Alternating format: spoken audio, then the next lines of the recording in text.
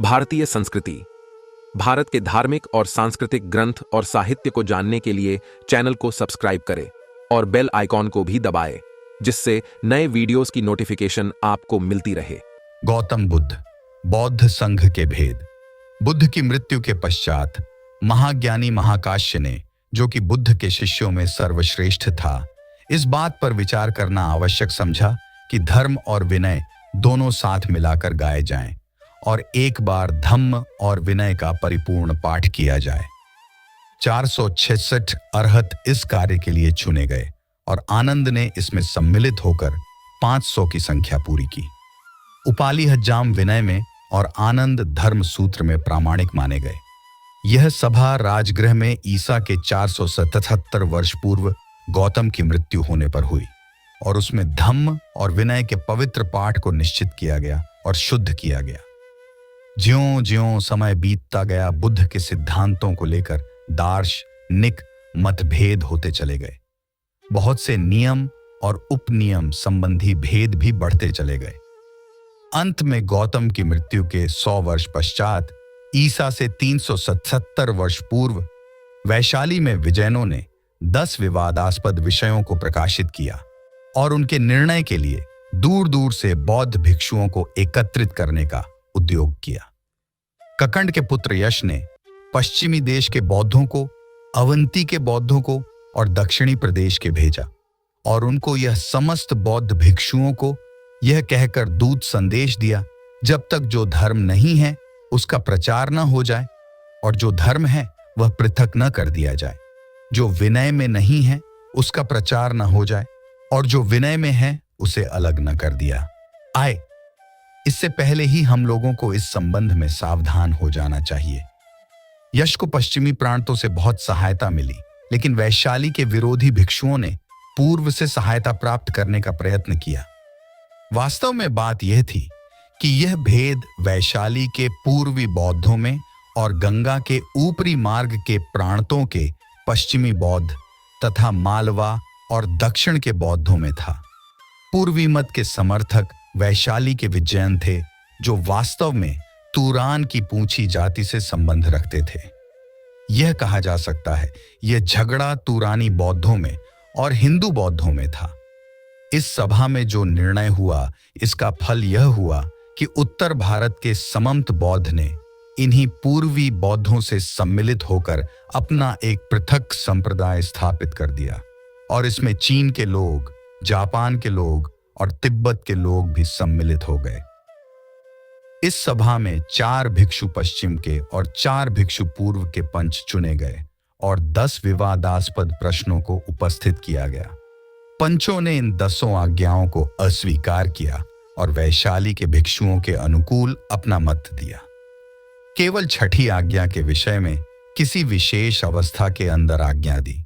इस सभा में 700 भिक्षु सम्मिलित किए गए, लेकिन विरोधी दल वालों ने पंचों के निर्णय को नहीं माना। यद्यपि निर्णायक पंच लोग बहुत वृद्ध, विद्वान, समर्थ और पूज्य लोग थे, लेकिन अधिक लोग उनके विरोधी हो गए और उत्तरी बौद्ध संघ पूर्वी बौद्ध संघ से पृथक हो गया। बौद्ध धर्म की 2 भिन्न भिन्न शाखाएं हो गईं। एक चीन, नेपाल और तिब्बत के उत्तरी बौद्ध और दूसरे लंका, बर्मा और सियाम के दक्षिणी बौद्ध लोग। एक स्थिर कहलाते थे और दूसरे महासांघिक। दोनों संप्रदायों के सिद्धांतों में सबसे बड़ा विरोध यह था, स्थिरों का यह कहना था कि बुद्ध होने की शक्ति उद्योग से ही प्राप्त हो सकती है, लेकिन महासांघिक कहते थे कि प्रत्येक प्राणी में वह शक्ति जन्म ही से होती है और वह शनैः शनैः क्रमशः विकास को प्राप्त होती है। दक्षिणी संप्रदाय वालों के प्रण हीनयान और उत्तरी संप्रदाय वालों के ग्रंथ महायान के नाम से प्रसिद्ध हुए। आगे चलकर स्थविरों का अड्डा कश्मीर में रहा और महासांघिक संप्रदाय वालों का मगध की राजधानी में रहा।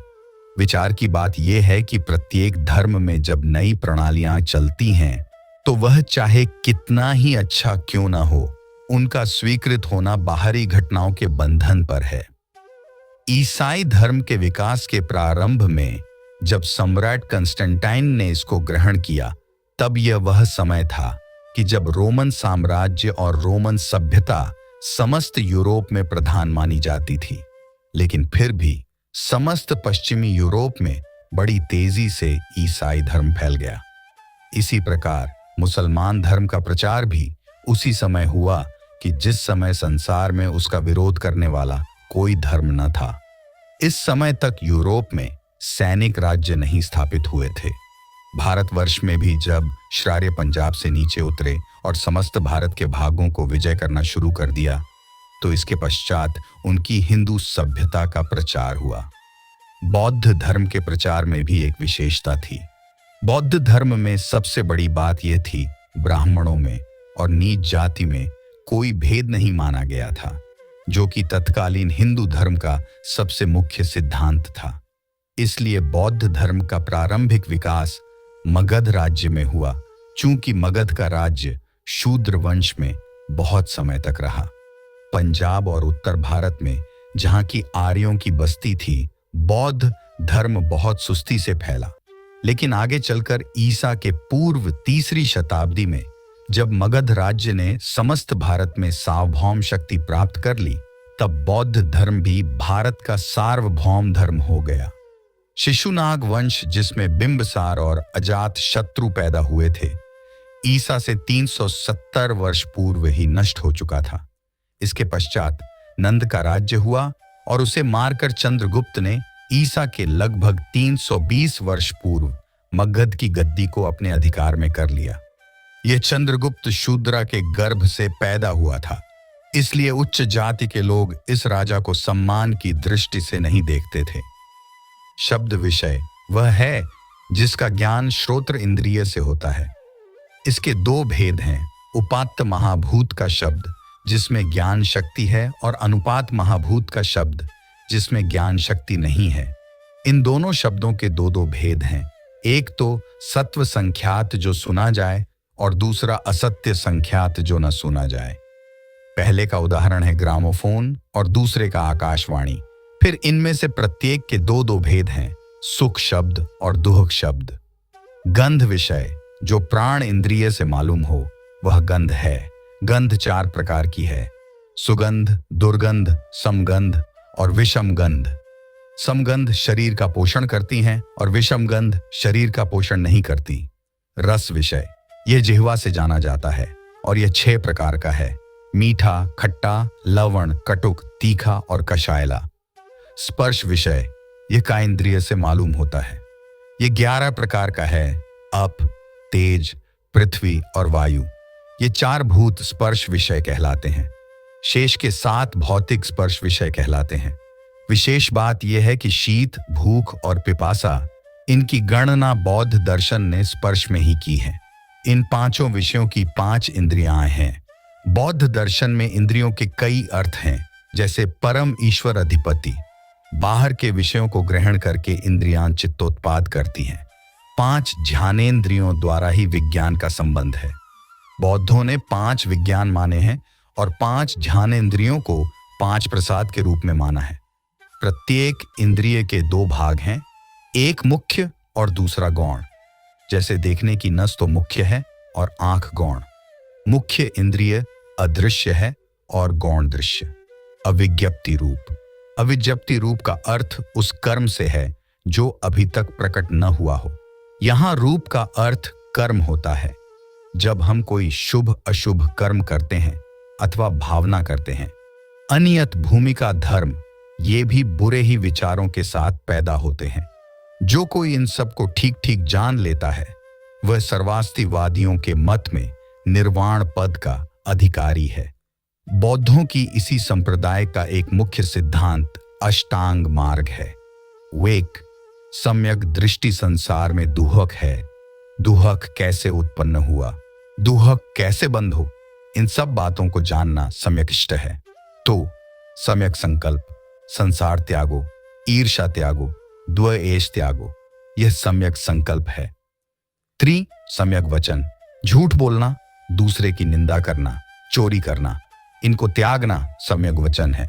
4 सम्यक कर्मणा, हिंसा करना, बिना दिए ही किसी की वस्तु ले जाना, इंद्रियों का अनुचित रूप से भोग करना, इनसे बचना ही सम्यक कर्मणा है।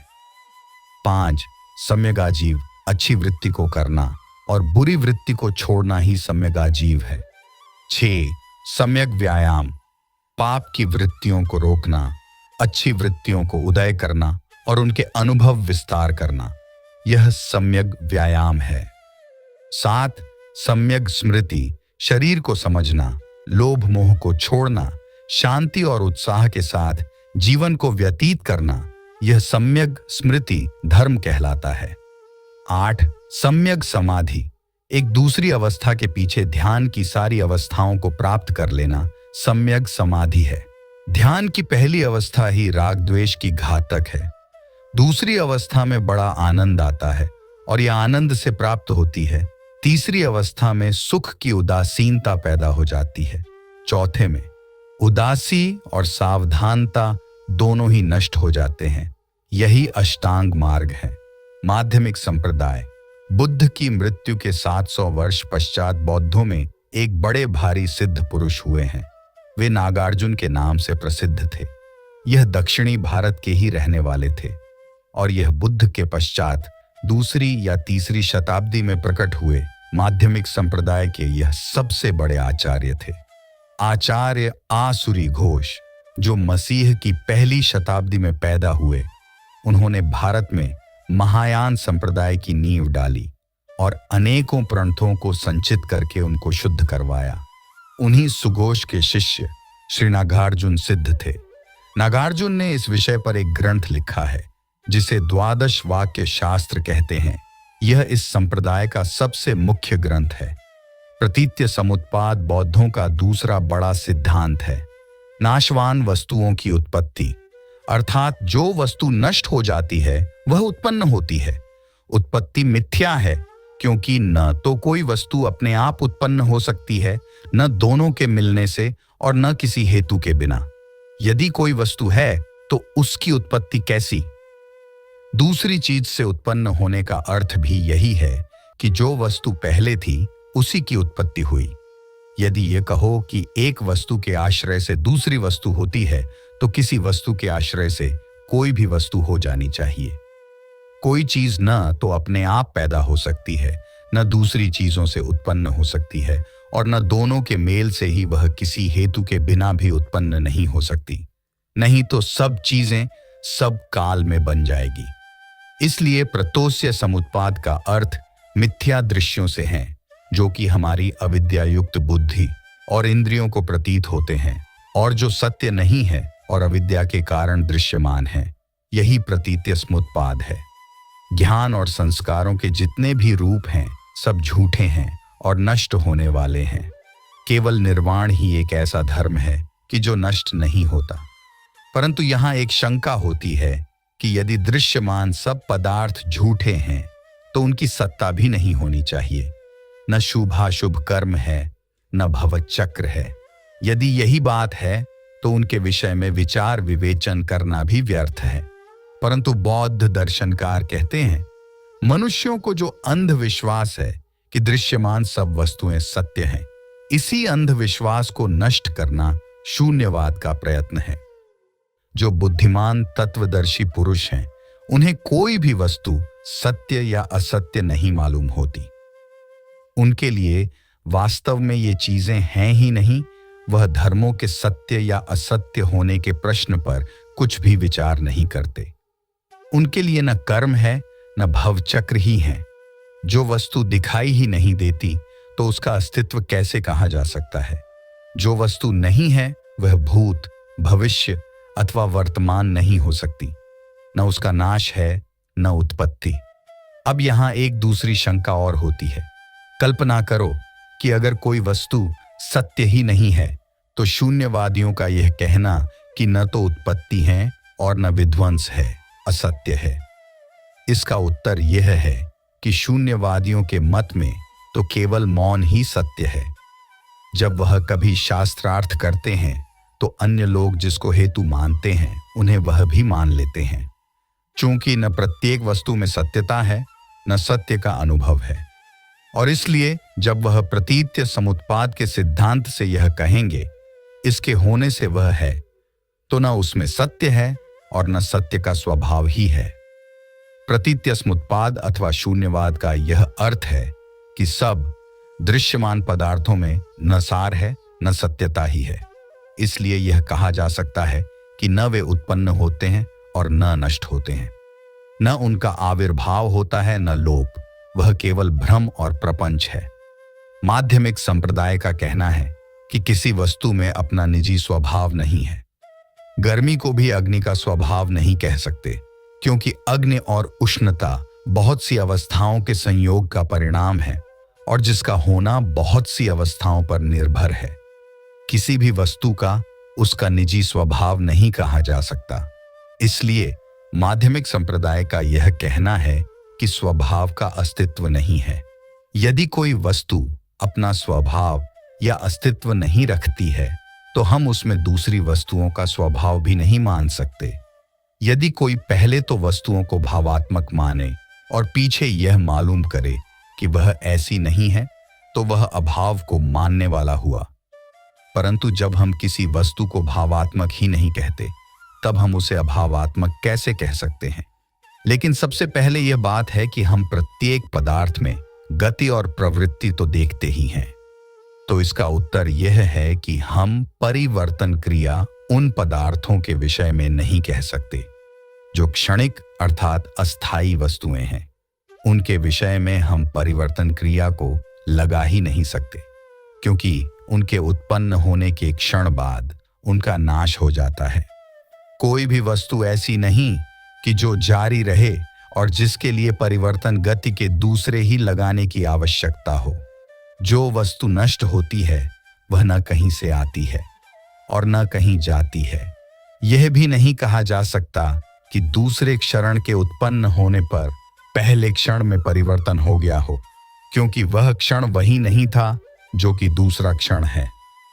इस प्रकार की मान्यता आत्मा है और उसका परिवर्तन होता रहता है, यह भी वैसा ही असत्य है। माध्यमिक संप्रदाय का यह मत है कि चाहे कितनी भी खोज क्यों न की जाए, पर पंच स्कंधों के सिवा कोई और आत्मा ही नहीं है। यदि आत्मा संपूर्ण है तो उसमें न परिवर्तन हो सकता है और न गति ही हो सकती है। नहीं तो यह समझा जाएगा कि एक ही आत्मा उसी क्षण में एक रूप त्याग कर दूसरा रूप लेती है, जो अचिंतनीय है।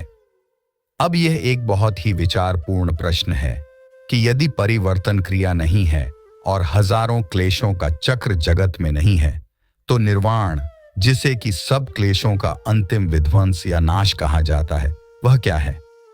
अब माध्यमिक संप्रदाय के सिद्धांतानुसार निर्वाण एक सब वस्तुओं के जो कि दृश्यमान हैं, उनके स्वभावाभाव का नाम है। वह अनिरुद्ध और अनुत्पन्न पदार्थ है।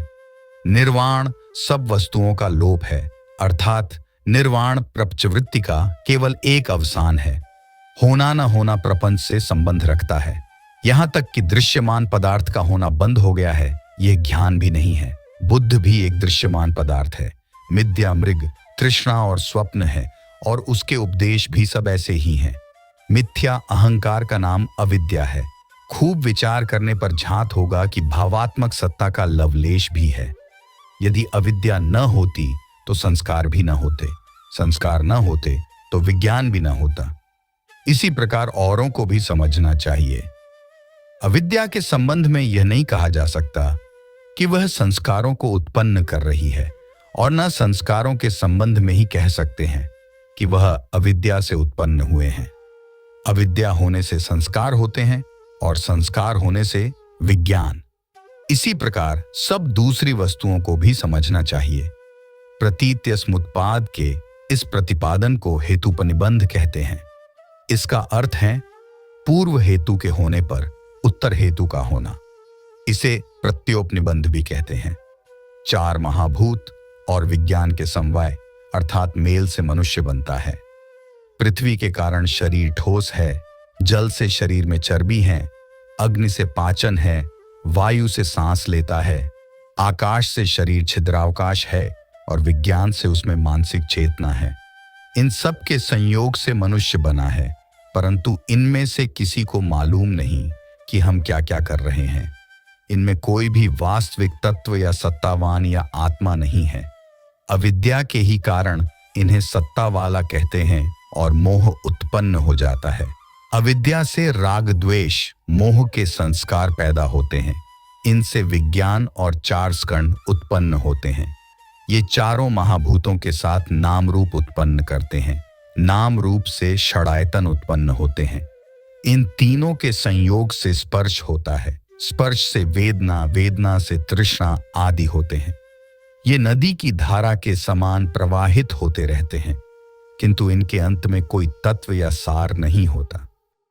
इसलिए धर्मों को न सत और न असत कह सकते हैं, न तो सत्ता को सत्य कह सकते हैं और न विनाश को ही सत्य कह सकते हैं। इसी कारण इस सिद्धांत का नाम माध्यमिक संप्रदाय पड़ा है। भाव अभाव केवल संवृत्ति सत्य है, ऐसे ही सब धर्म हैं। उसमें परमार्थ सत्य कुछ नहीं है और न कोई चीज है। इस सिद्धांत में भी सदाचार नीति उनकी ही ऊंची है जितनी कि अन्य भारतीय सिद्धांतों में। शून्यता का अर्थ अभाव नहीं है।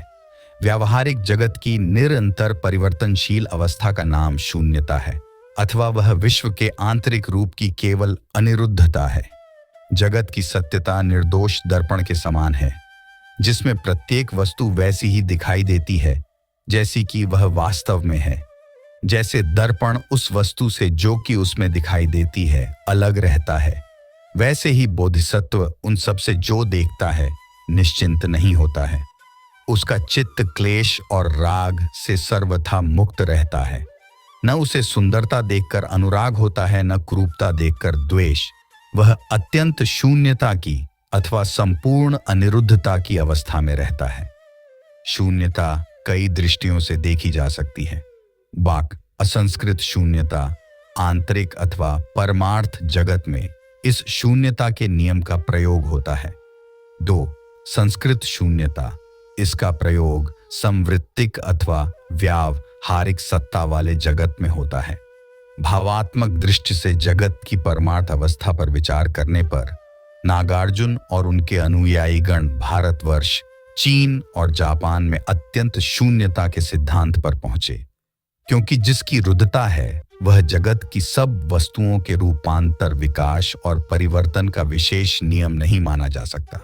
सर्वम च युज्यते तस्य शून्यता यस्य युज्यते, सर्वम न युज्यते तस्य शून्यता यस्य न युज्यते। या शून्यता होने से सब कुछ संभव हो सकता है और शून्यता न होने से कुछ भी संभव नहीं है।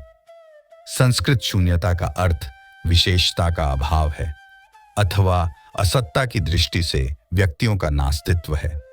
कोई भी ऐसा धर्म नहीं है जो प्रतीत्य से उत्पन्न न हुआ हो, और ऐसा कोई भी धर्म नहीं है जो कि निरंतर परिवर्तनशील न हो, अर्थात शून्य न हो। जो कुछ प्रतीत्य से उत्पन्न होता है वह शून्य है, क्योंकि वह कारण नियम से बद्ध है। अतः जिनमें विशेष अथवा स्वभाव नहीं है वह शून्य है। भावात्मक दृष्टि से यह संवृत्तिक वस्तुओं अथवा संस्कृत धर्मों की निरंतर परिवर्तनशील अवस्था है, अर्थात वह अवस्था जिसमें भव विकास की निरंतर धारा बहती रहती है, अर्थात कार्य कारण की संबंध श्रृंखला रहती है। माध्यमिक शाखा की शून्यता का रूप संस्कृत और असंस्कृत रूपों से भी आगे बढ़ा हुआ है, क्योंकि ये अन्योन्यापेक्ष शब्द हैं। संस्कृत और असंस्कृत धर्म एक दूसरे की अपेक्षा से हैं। असंस्कृत का अस्तित्व संस्कृत के अस्तित्व पर निर्भर है और संस्कृत का अस्तित्व असंस्कृत के अस्तित्व पर, और इस ही परस्पर सापेक्ष संबंध के कारण सब वस्तुएं शून्य हैं। इन शब्दों से परमार्थित्व सूचित नहीं होता, यह अवलंब शून्यता कहलाती है। धर्म की वास्तविक अवस्था निर्वाण के समान अकथनीय, अविचारणीय और जन्म मरण से रहित है। वह विचारों से और भाषा से परे है और संपूर्ण और केवल है। यदि मन और शरीर द्वारा सच्चा परिश्रम किया जाए तो हम उस परमार्थ सत्य को ग्रहण कर सकते हैं। इस अवस्था को प्राप्त कर लेने पर पुरुष, तू, मैं, यह, वह इत्यादि भेदभावों को भूल जाता है। धर्मों की वास्तविकता में आत्मा अनात्मा कुछ नहीं। शून्यता का सच्चा अर्थ बताने के लिए इस प्रकार 4 पुट बताए गए हैं। पहला पुट सत्ता संवृत्त सत्य है और शून्यता परमार्थ सत्य कहलाता है। दूसरा पुट दो सत्यों का पहला पुट संवृत्त सत्य है, न सत्ता और न शून्यता परमार्थ सत्य है। तीसरा पुट दो सत्यों का दूसरा पुट संवृत्त सत्य है, न अस्ता और न अशून्यता परमार्थ सत्य है। चौथा पुट दो सत्यों का तीसरा पुट संवृत्त सत्य है, न सत्ता और न शून्यता परमार्थ सत्य है। जब तक हम सत्ता या असत्ता भाव या प्रभाव के पीछे इस प्रकार लगे रहेंगे तो हमें कभी भी परमार्थ सत्य का अनुभव न होगा और न हमें केवल्यावस्था का ही प्राप्ति होगी। नेति नेति वाक्यों द्वारा वेदांत शास्त्र में भी ब्रह्म तत्व के समझने की चेष्टा की गई है, पर परमार्थ सत्य क्या है, इसका ठीक उत्तर केवल मौन ही है। जहां मन और वचन की गति ही नहीं, वहां का वर्णन कैसे हो सकता है। पूर्वोक्त चारों पुटों में प्रत्येक पुट के दो सत्य संपूर्ण प्रकार के अंतिम विचारों के खंडन करने के लिए माध्यमिक मार्ग बताते हैं। आचार्य नागार्जुन की एक प्रसिद्ध कारिका जिसमें कि 8 नक्कार हैं, माध्यमिक मार्ग का प्रतिपादन करती है और अत्यंत विचारों को मानने से रोकती है। वह यह है: अनिरोधम अनुत्पादम, अनुच्छेदम अशाश्वतम, अनेकार्थम अनानार्थम, अनागमम अनिर्गमम। इसका अर्थ यह है न नाश, न उत्पत्ति, न विध्वंस, न नित्यता, न एकार्थम, न नानार्थ, न आगमन, न गमन। माध्यमिकों की दृष्टि से सब प्रकार के अत्यंत विचार इन 8 नकारों से खंडित किए जा सकते हैं। इन नकारों द्वारा प्रतिपादित माध्यमिक मार्ग निर्वाण लक्ष्य पर पहुंचता है। निर्वाण संपूर्ण अनिरुद्धता की आदर्श अवस्था है। यह आदर्श अवस्था न स्वर्ग में है और न सुखावती व्यूह में। उसमें शोक नहीं है, आनंद की प्रचुरता है। इस अवस्था का अनुभव हमें अपने प्रतिदिन के जीवन में करना चाहिए। नागार्जुन के मत में संसार और निमोण में कोई भेद नहीं है। 5 स्कंधों से ही शरीर की उत्पत्ति होती है और 5 स्कंधों की अभिव्यक्ति और अनभिव्यक्ति ही संसार है, क्योंकि सब पदार्थ न उत्पन्न होते हैं और न नष्ट ही होते हैं। इसलिए संसार में और निर्वाण में कोई भेदा ही नहीं है। इस दुखपूर्ण संसार में निर्वाण पाना अति कठिन है, पर असंभव नहीं। अगर हमारे मन में दुख और आपत्ति उत्पन्न होती है तो हमें जान लेना चाहिए कि हमारे मन में किसी प्रकार की बुराई है। इसलिए बुद्ध ने संवृत्तिक सत्य और पारमार्थिक सत्य ये 2 बातें बताई हैं। संवृत्तिक सत्य मोक्ष प्राप्त करने के लिए बहुत ही आवश्यक है और पारमार्थिक सत्य के बिना मोक्ष कभी प्राप्त हो ही नहीं सकता। यदि हम संवृत्तिक का आश्रय न ले तो परमार्थ नहीं मिल सकता और बिना परमार्थ के मोक्ष भी नहीं मिल सकता। तथागत न तो स्कंध है और न उससे भिन्न, उसमें स्कंध नहीं है और न वह स्कंधों में। यदि बुद्ध का अस्तित्व स्कंधों के कारण है तो उसमें अपना स्वभाव नहीं हो सकता। जब उसमें अपना स्वभाव नहीं है तो उसका प्रभाव कैसे हो सकता है? किंतु प्रभाव में निज स्वभाव कुछ नहीं है अथवा अपने आप रहने की शक्ति है। स्वभाव और प्रभाव सापेक्ष हैं, स्वतंत्र नहीं। तथागत न शून्य है, न अशून्य है और न एक है न दोनों। उनका नाम केवल संवृत्तिक है। निर्वाण अवस्था में 4 प्रकार के शब्द स्थायी, अस्थायी, दोनों एक भी नहीं रह सकते तथा गत स्वभाव से अनिरुद्ध है। मृत्यु के बाद बुद्ध का अस्तित्व है कि नहीं, इस बात का विचार नहीं हो सकता।